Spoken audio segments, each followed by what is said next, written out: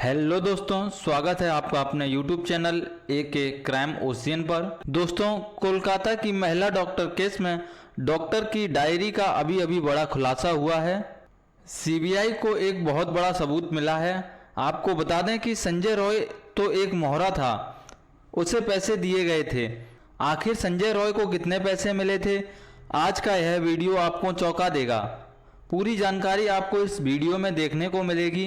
दोस्तों, इसके अलावा पुलिस और CBI को संजय घोष के घर के कोने में ऐसा क्या मिला जिससे पूरा केस सुलझ गया। एक बहुत बड़ी खबर सामने आ रही है जिसे सुन आप चौंक जाएंगे। बिना स्किप किए पूरा वीडियो देखें। दोस्तों, सारे गवाह और सबूत अब CBI के हाथ लग गए हैं। अब दरिंदों को कोई नहीं बचा सकता फांसी के फंदे से। नमस्कार दोस्तों, एक बार फिर से स्वागत है आप सभी का एक नई अपडेट के साथ। दोस्तों, कोलकाता केस में लेडी डॉक्टर की डायरी चेक की गई, जिसे देखने के बाद CBI हक्की बक्की रह गई। संदीप घोष के घर के बेसमेंट में जो मिला उसे देखने के बाद आपके पैरों तले जमीन खिसक जाएगी। अभी एक बड़ा खुलासा हुआ। कोलकाता केस में एक ऐसी खबर सामने आ रही है जिसे CBI के पैरों तले जमीन खिसक गई है। आखिर कैसे CBI को इस बात की जानकारी नहीं लगी?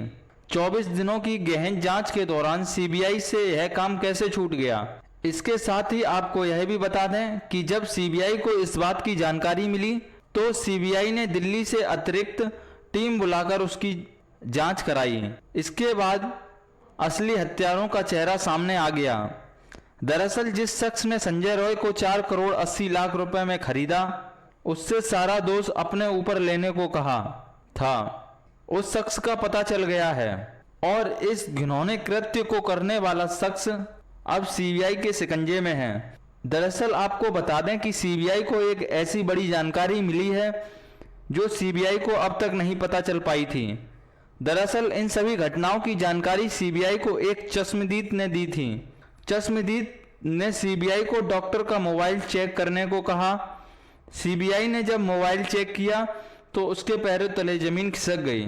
एक चश्मदीद ने बताया कि प्रिंसिपल के घर पर छापा मारो, और जब छापा मारा गया तो उनके तहखाने से जो सच सामने आया उससे ED और CBI दोनों दंग रह गए। डॉक्टर की डायरी की जांच की गई तो जो सच सामने आया उससे CBI भी हैरान रह गई। आश्चर्य से आंखें खुली की खुली रह गईं। दरअसल CBI 22 दिनों से इन सब चीज़ों की जांच कर रही थी, लेकिन उसके हाथ यह सब कुछ नहीं लगा क्योंकि संजय रॉय को CBI के सामने खड़ा कर दिया गया था और संजय रॉय सब कुछ कबूल कर रहा था। इस वजह से CBI को लगा कि संजय रॉय और प्रिंसिपल संदीप घोष ही मुख्य आरोपी हैं और उन पर ही केस बंद हो जाएगा। लेकिन जब चश्मदीद ने CBI को जानकारी दी तो CBI के कान खड़े हो गए। CBI ने तुरंत दिल्ली से अतिरिक्त टीम बुलाई और इन आरोपियों को सजा दिलाने के लिए नए सिरे से जांच शुरू कर दी। तो चलिए इस वीडियो में हम आपको बताएंगे कि CBI को ऐसी कौन सी जानकारी मिली जिसकी वजह से यह पूरा केस बदल गया, और साथ ही हम यह भी बताएंगे कि डॉक्टर के फ़ोन के अंदर जो वीडियो बना था उसमें डॉक्टर कितना रो रही थी और वह वीडियो किसने बनाया था। हम यह भी जानेंगे कि डॉक्टर के मोबाइल से उसके घर मैसेज किसने भेजा, और हम यह भी जानेंगे कि जब डॉक्टर को प्रिंसिपल का काला सच पता चला तो फिर प्रिंसिपल ने उसे क्यों मरवा दिया। इन सब बातों पर हम चर्चा करेंगे, तो इस वीडियो को अंत तक जरूर देखें। और अगर आप सच में डॉक्टर के लिए न्याय चाहते हैं और अगर आप उन्हें सच्ची श्रद्धांजलि देना चाहते हैं तो कमेंट बॉक्स में डॉक्टर जरूर लिखें और साथ ही इस वीडियो को लाइक करके डॉक्टर को श्रद्धांजलि दें। आपके लाइक करने से आपका कुछ नहीं जाएगा, बल्कि आपका ऐसा करने से डॉक्टर को श्रद्धांजलि मिलेगी और उन्हें उन दरिंदों को पता चलेगा कि भारत के करोड़ों लोग उन अपराधियों के खिलाफ आवाज बुलंद कर रहे हैं और साथ खड़े हुए हैं। कृपया उस गरीब लड़की को न्याय दिलाने के लिए कमेंट बॉक्स में justice for Kolkata female doctor लिखें। CBI अपने जांच में पूरी तरीके से बिजी थी और अपनी जांच को वह अंतिम रूप देने के लिए तैयार थी। तभी अचानक एक चश्मदीद गवाह सामने आया और सीबीआई को बताता है कि क्या आपने डॉक्टर का फोन चेक किया। सीबीआई सन्न रह गई। फिर सीबीआई के लोग कहते हैं डॉक्टर का फोन क्यों चेक करना चाहिए। चश्मदीद गवाह ने कहा जरा आप एक बार चेक करिए। फिर सीबीआई अपने टेक्निकल टीम को डॉक्टर का फ़ोन देती है और इसके बाद जो पता चलता है यकीनन मानिए उसके कारण सीबीआई को अपनी पूरी की पूरी जांच फिर से शुरू करनी पड़ती है। दरअसल डॉक्टर के मोबाइल में उस रात को जो घटना घटी उसका वीडियो किसी ने रिकॉर्ड किया था।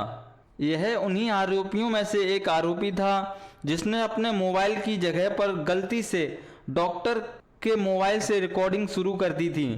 दरअसल डॉक्टर का जो मोबाइल था और जो आरोपी का मोबाइल था वह दोनों ही एक ही मॉडल के थे, जिसके कारण वह आरोपी अपने मोबाइल की जगह डॉक्टर के मोबाइल से रिकॉर्डिंग शुरू कर देता है और जब उसे पता चलता है कि यह तो दूसरे के फ़ोन से रिकॉर्डिंग हो गया है तो वह तुरंत उस वीडियो को डिलीट कर देता है। लेकिन सीबीआई उस वीडियो को वापस रिट्रीव कर लेती है और उसके बाद जब उस वीडियो को देखा गया तो पूरा का पूरा खेल ही पलट जाता है। सीबीआई को सच में पता चल जाता है कि संजय रॉय को 4 करोड़ 20 लाख देकर खरीदा गया है।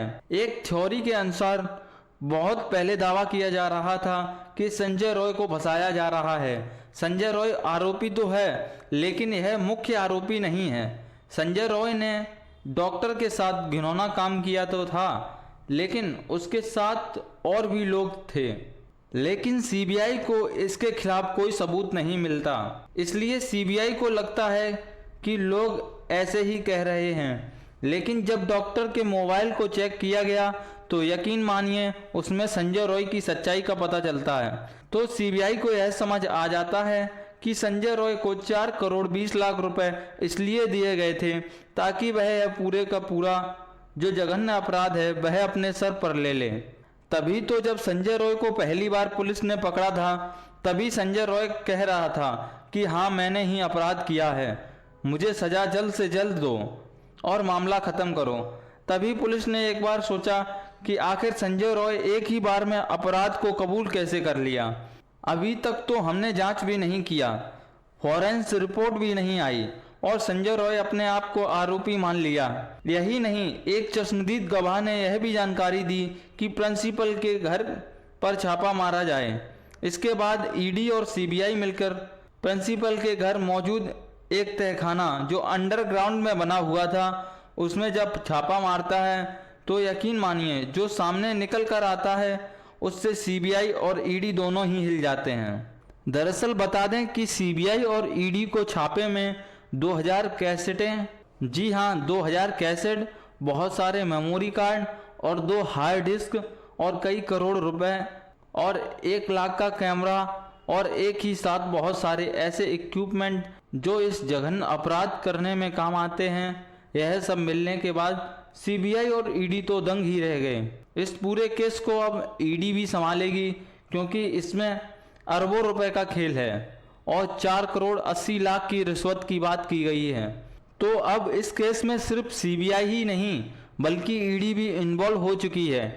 इसके साथ ही साथ यह भी पता चला है कि डॉक्टर को आरोपी जो प्रिंसिपल है उसके बारे में पहले से पता चल गया था।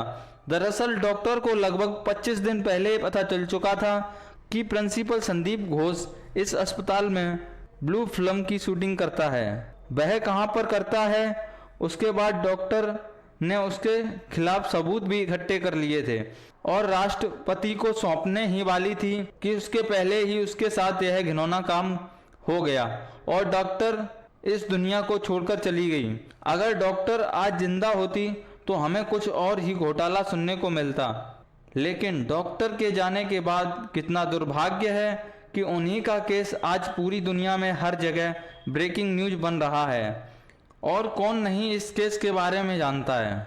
इस केस की बात हर एक इंसान के कानों तक पहुंच चुकी है। यही नहीं, प्रिंसिपल के घर पर छापा मारने से लेकर डॉक्टर के घर के मोबाइल को चेक करने के बाद सबसे बड़ी खबर जो निकल कर यह आ रही है कि जो प्रिंसिपल को 4 करोड़ 80 लाख दिए गए थे वह पैसे संजय रॉय के पास ट्रांसफर हुआ था, इसलिए संजय रॉय पहले दिन से ही उन आरोपों को मान रहा था।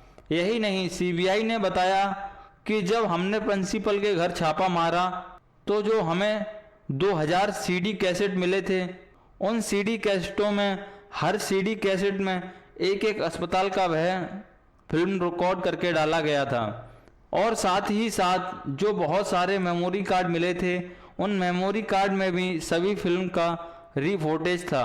दरअसल एक रिपोर्ट के अनुसार पता चला है कि जब भी कोई फिल्म शूट होती थी तो उसे सबसे पहले मेमोरी कार्ड में डाला जाता था, फिर मेमोरी कार्ड से रॉ फुटेज एडिटर के पास जाता था, एडिटर उसे एडिट करता था और फिर सीडी कैसेट में डाल कर देता था, फिर उसे ब्लैक मार्केट में बेचा जाता था। उसके लिए बोलियां लगाई जाती थीं। इसके साथ ही यह भी पता चला कि अस्पताल के अंदर जो ताज़ा शव आते थे, चाहे वह लड़की का हो या लड़के का, उसके साथ घिनौना कार्य करके उन्हें रिकॉर्ड किया जाता था। यह सारी रिकॉर्डिंग मिक्स ना हो, इसलिए जिंदा लोगों की रिकॉर्डिंग अलग होती थी और मरे हुए लोगों की रिकॉर्डिंग अलग कैसेट में रखी जाती थी। आपको जानकर हैरानी होगी कि मरे हुए लोगों की फिल्में जिंदा लोगों की फिल्मों से 10 गुना रेट पर बिकती थी, जिससे संदीप घोष को अरबों रुपए मिल गए और उसने सोचा कि अब हमारा यह काला धंधा कभी बंद नहीं होगा, क्योंकि उससे जो भी पैसा मिलते थे उसका ज़्यादातर हिस्सा वह बड़े अफसरों और नेताओं को दे देता था, जिससे वह लोग भी खुश रहते थे। मेडिकल कॉलेज में कई दशकों से यही घिनौना काम चल रहा था। आखिरकार डॉक्टर के साथ हुए इस जघन्य अपराध ने इस पूरे केस को नए मोड़ दे दिया है। सीबीआई और ईडी की एंट्री के बाद अब कहा जा रहा है कि यह केस बहुत जल्द बंद होने वाला है, लेकिन बंद करने से पहले आपको बता दूं कि सीबीआई इस केस की एक बार फिर से दोबारा जांच करना चाहती है, क्योंकि ईडी और सीबीआई की छापेमारी से लेकर चश्मदीद के साथ साथ डॉक्टर के मोबाइल में मिले वीडियो और 4 करोड़ 80 लाख को लेकर जो बातें सामने आई हैं, यह सब देखने के बाद अब मामला साफ हो गया है कि इसकी दोबारा जांच होना बेहद ज़रूरी है, क्योंकि इसमें कई ऐसे नाम सामने आ सकते हैं जिसके बारे में शायद अब तक किसी को जानकारी नहीं थी। एक और जानकारी मैं आपको बताना चाहता हूं कि डॉक्टर के साथ यह घिनौना कृत्य होने से करीब कुछ घंटे पहले एक मैसेज भेजा गया था। उसमें लिखा था कि माँ मैं ठीक हूँ, मैंने खाना खा लिया है और अब आराम कर रही हूँ और सोने जा रही हूँ। इसके बाद सुबह उठकर फिर से ड्यूटी ज्वाइन करूँगी। अगर कोई इमरजेंसी हुई तो हमारे जूनियर मुझे बुलाएंगे, तब तक मैं आराम कर रही हूँ। यह मैसेज सुनने के बाद उसके रिश्तेदारों और परिवार के लोगों को राहत मिली और वह सोने चले गए। अब इस बात की भी जांच शुरू की गई है कि क्या वाकई इस मैसेज को डॉक्टर ने भेजा या इन आरोपियों में से किसी ने भेजा था। सीबीआई अभी पहलुओं को बहुत ही बारीकी से जांच कर रही है और जैसा कि हमने कहा कि अब ईडी भी इस केस में इन्वॉल्व हो चुकी है, तो जैसे ही इस केस में जो भी अपडेट आता है हम उसे आप तक जरूर शेयर करेंगे। दोस्तों, इस घटना को बताने का मकसद किसी को ठेस पहुंचाना नहीं है, बल्कि आपको जागरूक और सतर्क करना है। आप इस घटना के बारे में क्या सोचते हैं? आप इस घटना का मुख्य आरोपी किसे मानते हैं? कमेंट बॉक्स में ज़रूर बताएं।